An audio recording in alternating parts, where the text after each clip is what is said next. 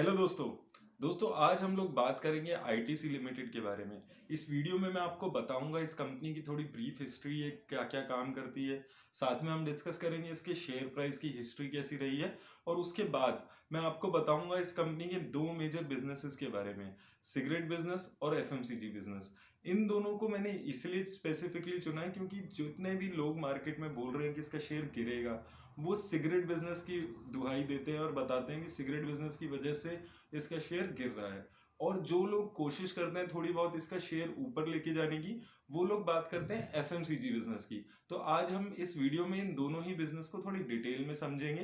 तो सबसे पहले अगर मैं बात करता हूँ इस कंपनी के बारे में, तो ये कंपनी 1910 में पहली बार शुरू हुई थी इंपीरियल टोबैको कंपनी के नाम से। तब ये कंपनी सिर्फ एक मेजरली टोबैको कंपनी थी। फिर धीरे धीरे टाइम के साथ ये कंपनी अलग बिजनेसेस में एंटर करती गई, जैसे प्रिंटिंग एंड पैकेजिंग में, देन एग्री बिजनेस में, स्टेशनरी में, एफएमसीजी में और होटल्स बिजनेस में। तो ये कंपनी अभी ये 5-6 बिजनेस अभी रन कर रही है। और इसकी ब्रांड की अगर हम बातें करें, तो इस कंपनी में जितने भी ब्रांड है वो लगभग हर घर में कुछ ना कुछ इसका ब्रांड यूज होता है। जैसे कि आशीर्वाद आईटीसी का है, सनफीस्ट आईटीसी का है, बिंगो सनफीस्ट येपी आईटीसी का है, उसी तरह एंगेज डिओड्रेंट भी इन्हीं का है। ऐसे बहुत सारे नाम है, सेवलॉन, बहुत सारे नाम है जो ये कंपनी बनाती है। क्लासमेट्स की जो स्टेशनरी आती है वो भी इसी की है। तो काफी नामी कंपनी है ये, काफी नामी ब्रांड्स ये ओन करती है। फिर भी ऐसा होता है कि इसके बारे में इतनी बात हो रही है, इसका शेयर प्राइस गिर रहा है। तो अगर हम इसके शेयर प्राइस पे सबसे पहले बात करते हैं, तो पिछले 20 सालों में इसका शेयर प्राइस 13 गुना हो चुका है। हाँ जी, आपने सही सुना है। 2000 जनवरी में इसका शेयर 15-16 रुपए का चला करता था, लेकिन अभी 2020 में ये 210 रुपए के आसपास अभी चल रहा है। ये CAGR अगर हम देखें इसकी हर साल की, तो 14% के आसपास की इसने रिटर्न दी है 20 सालों में। तो दिक्कत क्या है इस शेयर के साथ? दिक्कत ये है कि ये जो इसने 200 का प्राइस टच किया था, ये इसने 2012 में ही टच कर लिया था। लेकिन उसके बाद से इसका परफॉर्मेंस अच्छा नहीं चल रहा है। स्पेशली 2017 के बाद से इसका शेयर प्राइस का परफॉर्मेंस गिरने लगा है। 2017 में इसने अपना ऑल टाइम हाई पीक पे गया था, ये 367 के आसपास का इसका ऑल टाइम हाई है अभी। और वो ऑल टाइम हाई के पीछे भी एक किस्सा था कि जब जीएसटी लॉन्च हुआ था, तो मार्केट ने उस जीएसटी को ऐसे समझा कि जीएसटी आने की वजह से सिगरेट के ऊपर जो टैक्स लग रहा है वो कम हो गया है। और इस कंफ्यूजन की वजह से इसका शेयर बहुत ऊपर चला गया था। और उस वक्त जितने भी ब्रोकरेज हाउसेस थे बड़े बड़े, उसने इसके शेयर प्राइस का 400 450 तक का टारगेट देने लगे थे। लेकिन over the period of time जैसी क्लैरिटी आई, तो उन्हें समझ आया कि एक्चुअली में सिगरेट का जो टैक्स है वो कम नहीं हुआ है। तो उस वजह से फिर इसका प्राइस गिरने लग गया।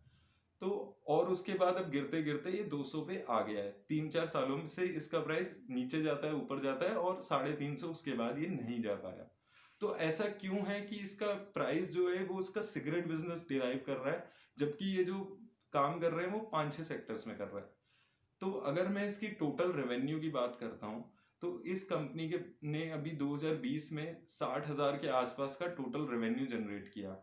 उसमें से सिर्फ 41% ही सिगरेट बिजनेस से आया, बाकी 59% अदर बिजनेसेस से आया। उसके बावजूद ऐसा क्यों है कि सिगरेट बिजनेस ही इसकी वॉल्यूम, इसके प्राइस को डिराइव कर रहा है इतना ज्यादा? उसका सबसे बड़ा रीजन ये है कि जो रेवेन्यू है वो तो सिर्फ 41% है, लेकिन जब हम प्रॉफिट पे जाते हैं, क्योंकि एक कंपनी जो रन करती है वो प्रॉफिट के लिए रन करती है, और जो प्रॉफिट में इस सिगरेट बिजनेस से हिस्सा है वो 84% का हिस्सा इसका सिर्फ सिगरेट बिजनेस से आता है। इतने ज्यादा इसके मार्जिन अच्छे हैं सिगरेट बिजनेस में।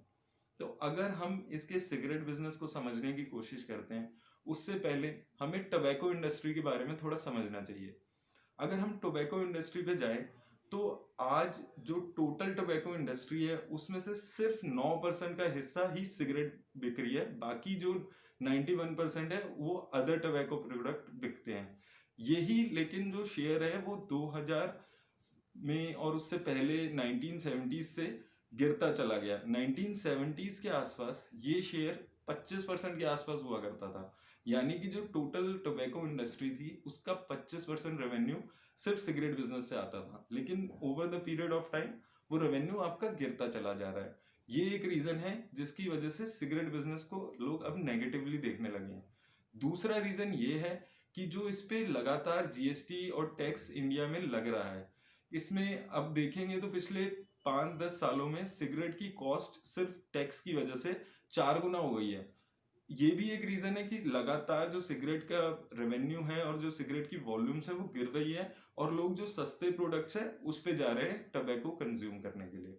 अब इसमें तीसरी रीजन ये भी आता है कि इस वजह से इलीगल बिजनेस का जो बढ़ गया है वो सिगरेट का। इलीगल बिजनेस भी पहले 2010 तक 11% के शेयर हुआ करता था, लेकिन अब 24% जो सिगरेट बिक रही है वो सिर्फ इलीगल बिक रही है, और सिर्फ 75-76% ही लीगल सिगरेट बिक रही है। उसके पीछे भी एक दो रीजन है। सबसे बड़ा रीजन तो ये है टैक्सेशन का। दूसरा रीजन है जो अभी पिछले कुछ सालों से सिगरेट के डब्बों पे वार्निंग के लिए फोटो बनी आने लगी है, जो खतरनाक सी फोटो आती है, तो जो इलीगल सिगरेट्स होती हैं उनके डब्बों पे नहीं होती है। तो कुछ लोगों को ये गलतफहमी भी हो जाती है कि जिस सिगरेट पे ये बनी हुई है वार्निंग वो ज्यादा हार्मफुल है, और जो सिगरेट पे ये वॉल्यूम नहीं है वो कम हार्मफुल है। तो इसलिए भी इलीगल सिगरेट का धीरे धीरे बिजनेस बढ़ रहा है। तो ये 3-4 रीजन ऐसे हैं जिसकी वजह से लगातार सिगरेट बिजनेस का जो वॉल्यूम है, जो सिगरेट पीने वाले लोग हैं, वो इंडिया में कम हो रहे हैं। अब इसमें एक चीज और आती है कि अभी जो इंडिया में टोटल कॉस्ट पे एक सिगरेट की जो टैक्सेशन पड़ रहा है वो लगभग 53% पड़ता है, और जो ग्लोबल अगर मैं बात करूं तो ग्लोबली 75% के आसपास टैक्सेशन लगता है। तो अभी आगे वाले आने सालों में ये पूरी उम्मीद है कि इंडिया में भी वो फिगर बढ़ती जाएगी और 70-75% तक तो आराम से पहुंच जाएगी। इसलिए भी आईटीसी के शेयर को लोग नेगेटिवली अभी ले रहे हैं। अब अगर हम बात करते हैं कुछ पॉजिटिविटी की सिगरेट बिजनेस की, तो सबसे बड़ा इसका बेनिफिट है कि सिगरेट बिजनेस में जो भी है वो उसके पास कंपटीशन बहुत कम है। कोई नया प्लेयर इसमें एंटर नहीं कर रहा है आज। जो पुरानी कंपनीज चल रही हैं वो ही चल रही हैं, और इसमें जो कैपिटल एम्प्लॉयड है वो भी बहुत ही कम लगता है। तो इसलिए थोड़ा सिगरेट बिजनेस पॉजिटिव माना जाता है। और दूसरी मैं इसमें बात करूं तो ये एक एडिक्टिव चीज होती है। जिसने जो ब्रांड सिगरेट का पीना शुरू कर दिया वो उसी ब्रांड पे स्टिक रहता है। ऐसा नहीं होता कि कोई स्मोकर आज कोई सिगरेट पी रहा है, कल कोई और पी रहा है, फिर वो चेंज कर रहा है। तो मोस्टली जो लोग होते हैं वो एक ब्रांड को पकड़ के वही सिगरेट पीते हैं। तो इसलिए भी एक पॉजिटिविटी ये रहती है कि सिगरेट का बिजनेस बंद नहीं होगा, कम हो रहा है, लेकिन वो स्टेबल रहेगा। ये कुछ रीजन है जिसकी वजह से माना जाता है कि सिगरेट बिजनेस खत्म नहीं हो सकता है। और इसमें एक चीज और आती है एडवर्टिजमेंट की। सिगरेट बिजनेस में एडवर्टिजमेंट बैन है, तो मार्केटिंग नहीं होती है, तो वो जो एडवर्टिजमेंट का सारा खर्चा है वो बचता है। वो सब वर्ड ऑफ माउथ पब्लिसिटी चल रही है एक तरीके से, कि स्मोकर दूसरे स्मोकर को बता रहा है और वो आपस में कर रहे हैं उसकी पब्लिसिटी। तो ये कुछ रीजन है जिसकी वजह से सिगरेट बिजनेस जो है वो कभी खत्म नहीं हो सकता, ये भी माना जाता है। अब आइए देख लेते हैं कि सिगरेट बिजनेस के क्या रेवेन्यू रहे हैं पिछले 8-10 सालों में आईटीसी के, और साथ में हम उन नंबर से समझेंगे कि पिछले 5-7 सालों में क्या गलत हो रहा है और क्या सही हो रहा है। क्यों लोग इतना पॉजिटिव थे कि सिगरेट बिजनेस के लिए, और अब क्यों नेगेटिविटी आ रही है सिगरेट बिजनेस के तो लिए। अगर हम इसका FY20 के रेवेन्यू पे एक बारी नज़र डालते हैं तो 59,000 करोड़ के अराउंड का इसका रेवेन्यू था टोटल, जिसमें से 41% के आसपास यानी कि 23,000 सिगरेट्स बिजनेस से, वहीं FMCG से 12,000 और एग्री बिजनेस से भी इसका 10,000 का रेवेन्यू रहा था। अगर हम परसेंटेज वाइज में देखें तो सिगरेट बिजनेस से 41%, वहीं FMCG से 23% और एग्री बिजनेस से भी 18% रेवेन्यू जनरेट कर रहा था। तो ये मेन 3 कंपोनेंट है इसके जिससे ये ज़्यादा अपना रेवेन्यू जनरेट कर रहा है। अगर हम अब इसके सिगरेट बिजनेस पे पर्टिकुलर बात करते हैं तो आइए देखते हैं कि पिछले 10 सालों में इसके सिगरेट बिजनेस ने कैसा रेवेन्यू जनरेट किया है। अगर हम पिछले 10 सालों का इसका रेवेन्यू पे बात करते हैं तो आप देख सकते हैं 2010 से कंसिस्टेंटली इसके सिगरेट बिजनेस का रेवेन्यू बढ़ता चला गया, लेकिन 2017 के बाद से अचानक से उसमें एक डिप आया है और वो हल्का हल्का उसी लेवल पे अब वो चल रहा है पिछले 3 साल से। इसके वही रीजंस हैं जो हमने अभी बात की थी कि सिगरेट इंडस्ट्री में ये एक चेंज आ रहा है जिसकी वजह से यहाँ पे वो इसके वॉल्यूम में वो दिख रहा है हमें। अगर हम इसकी रेवेन्यू ग्रोथ की बात करते हैं तो 2010 से आप देख सकते हैं कि रेवेन्यू की ग्रोथ बहुत ही गिर गई है, और 2018 में तो एक लंबा डिप आया था, 30% इसका रेवेन्यू गिर गया था, और उसके बाद 19 में भी 8% गिरा है। तो ये रीज़न है कि इसका शेयर इतना गिर रहा है, क्योंकि जो कंपनी का रेवेन्यू परफॉर्म करेगा उसकी जो ग्रोथ रेट होगी उसी के हिसाब से उसका शेयर भी बढ़ेगा। अब लेकिन हम इसमें देखते हैं कि इसने प्रॉफिट कैसा जनरेट किया है।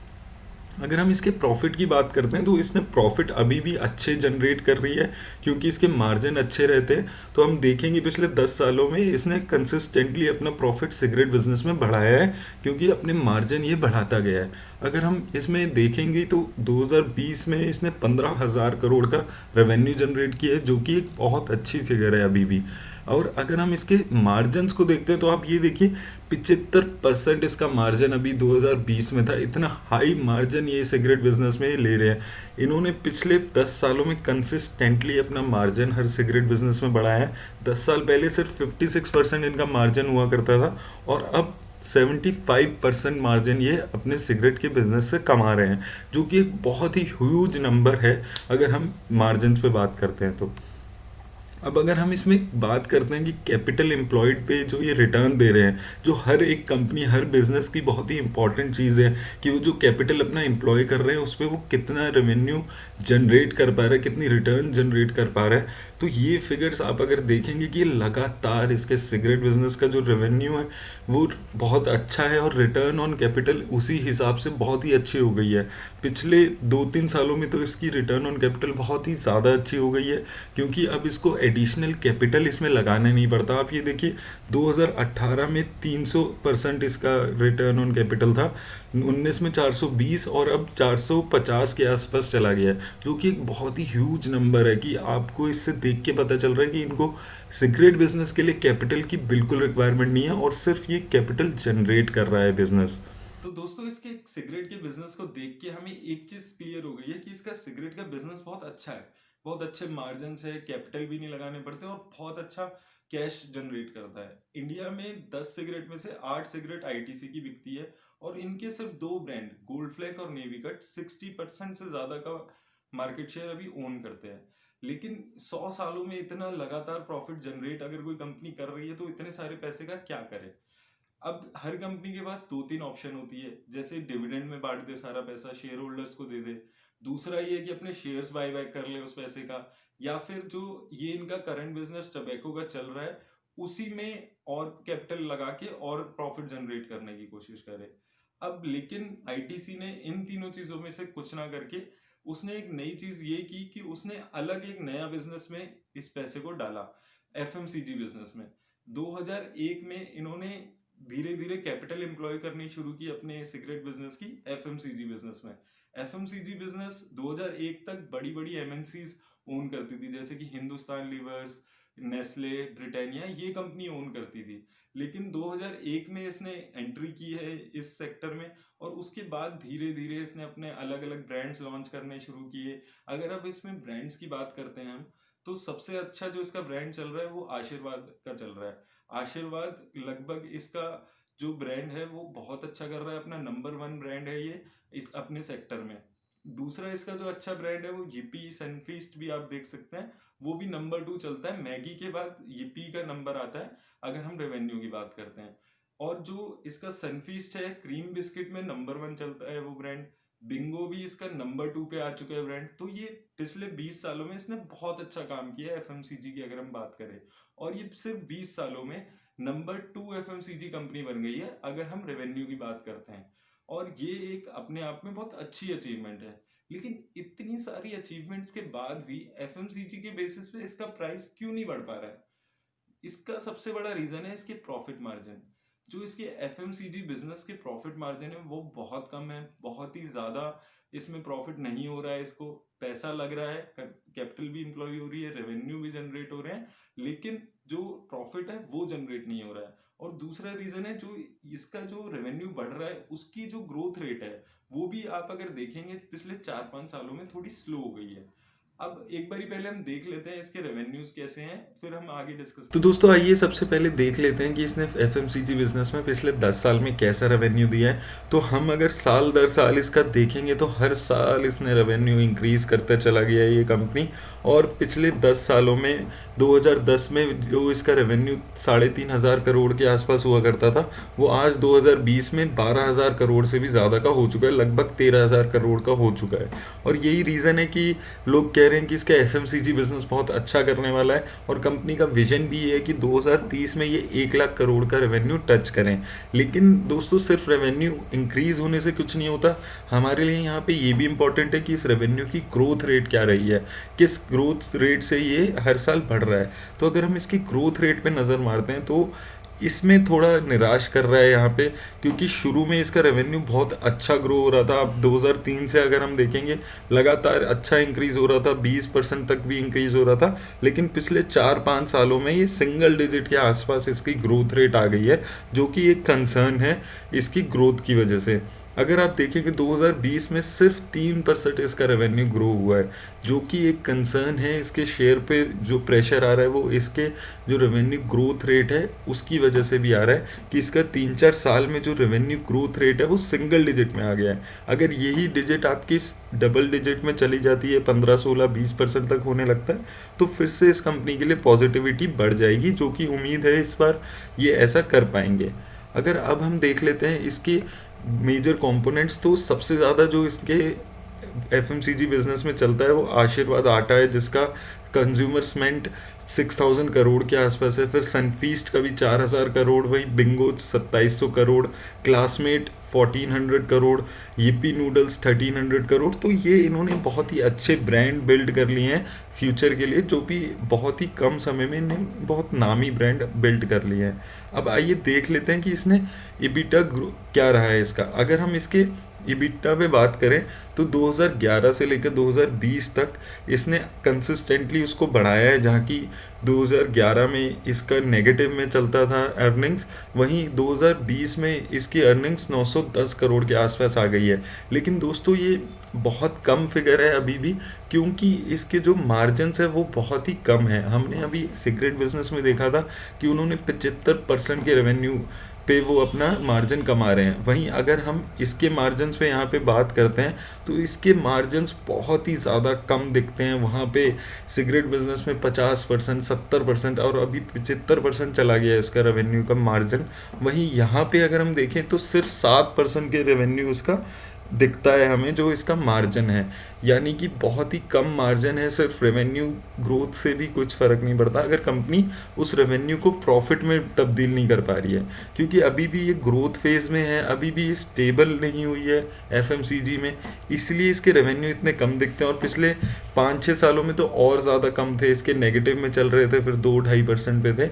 अब पिछले 1-2 सालों में इसका जो रेवेन्यू का मार्जिन है वो अब बढ़ने लगा है, तो ये एक थोड़ी पॉजिटिविटी है। लेकिन अभी भी ये स्टैंडर्ड जो एफएमसीजी कंपनीज़ हैं जिनका मार्जिन बहुत अच्छा होता है वो डबल डिजिट में होती है, वो अभी हम आगे इस वीडियो में देखेंगे। अगर अब हम इसमें बात करते हैं इसकी रिटर्न ऑन कैपिटल एम्प्लॉयड की, तो वो भी कुछ खास यहाँ पे हमें नज़र नहीं आ रही है। जो इसकी रिटर्न ऑन कैपिटल है वो सिर्फ 7% है पिछले 2 सालों से, और पहले सालों में तो बात ही ना करें तो अच्छा है। भाई ये देख लेते हैं कि इसने in comparison to other FMCG major companies इसने कैसा परफॉर्म कर रही है ये कंपनी। तो जैसे मैंने आपको बताया था कि ये बहुत ही कम टाइम में सेकेंड लार्जेस्ट एफएमसीजी कंपनी बन गई है, और आप रेवेन्यू के मामले में आईटीसी सेकंड पे आ गई है। नेस्ले को भी इसने इस साल पीछे छोड़ दिया, जो कि एक अपने आप में बहुत ही बड़ी अचीवमेंट है। ये एचयूएल, नेस्ले, ब्रिटानिया, ये 100 साल से एफएमसीजी कंपनीज हैं, और आईटीसी ने सिर्फ 20 साल से ही इस बिजनेस में कदम रखा है। और सिर्फ 20 साल में इन कंपनीज को, नेस्ले और ब्रिटानिया जैसी कंपनी को अगर ये टक्कर दे पा रही है तो एक बहुत ही ज़्यादा पॉजिटिव बात है ये आईटीसी के लिए। लेकिन यहाँ पे वही बात आती है कि मार्जिन्स इसके अच्छे नहीं हैं। अगर मैं इसमें मार्जिन्स पे बात करता हूँ तो आप ये देखिए कि इन कंपनीज के मार्जिन कितने अच्छे थे, वहीं आईटीसी के सिर्फ 7% के मार्जिन दिखते हैं। वहीं Colgate, Emami, Nestle, HUL, Dabur, इन सब के 20% से ऊपर के मार्जिन है, वहीं इसके अभी 7% ही मार्जिन है। या अब अगर हम इस कंपनी की वैल्यूएशंस पे बात करें तो अभी भी ये एक सिगरेट बिजनेस की ही तरह इसका वैल्यूएशन की जा रही है। अगर मैंने यहाँ पे 3 सिगरेट कंपनीज को लिया है और उसके बाद एफएमसीजी की कंपनीज को लिया है, तो अगर हम इसकी प्राइस टू अर्निंग रेशियो देखते हैं तो आईटीसी की 19% चल रही है, वहीं वीएसटी इंडस्ट्रीज 18 और गुडफ्रे 16। तो ये तीनों कंपनीज अगर हम कंपेयर करते हैं तो ये तीनों सिगरेट कंपनीज हैं, तो इनके आसपास ही आपस में चल रही है प्राइस टू अर्निंग रेशो।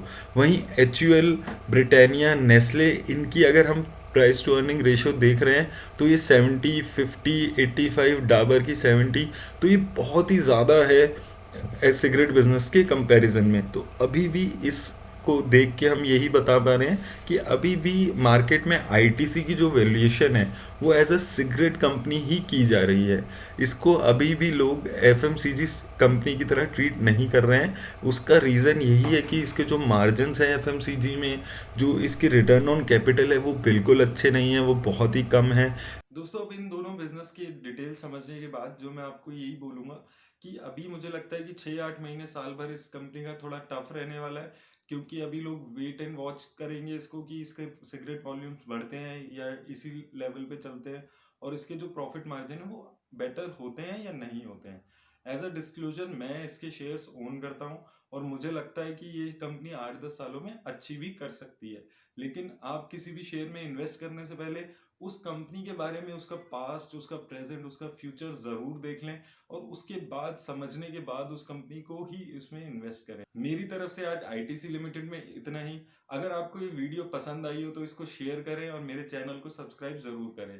अगर आपको किसी और कंपनी के बारे में ऐसे ही डिटेल जानकारी चाहिए तो मुझे कमेंट बॉक्स में जरूर बताएं। धन्यवाद।